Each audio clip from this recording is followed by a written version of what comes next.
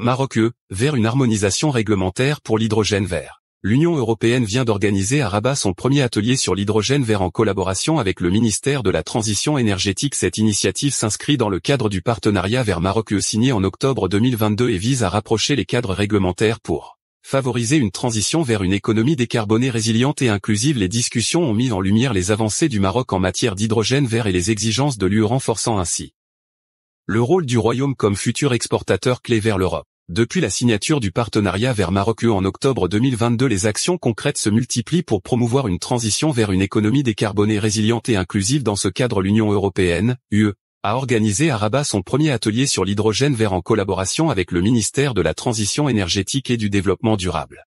Cet atelier a mis en avant un thème de grande importance pour les deux parties, la convergence réglementaire dans le contexte de l'offre du Maroc pour l'hydrogène vert. L'objectif est de rapprocher les cadres législatifs pour assurer une coopération étroite dans la transition verte. Parmi les participants figurait Jean-Christophe Filori, chef de la coopération à Union européenne au Maroc, Gaëtan Ducrot en charge des politiques énergie, climat et environnement et Abderraouf Benabou, directeur des énergies renouvelables et de l'efficacité énergétique. À noter que l'UE est la première région du monde à définir un cadre réglementaire sur l'hydrogène qui est en cours de finalisation. Ce cadre couvre différents aspects de la chaîne de valeur de l'hydrogène et vise à devenir une référence importante pour le commerce international vers l'Europe.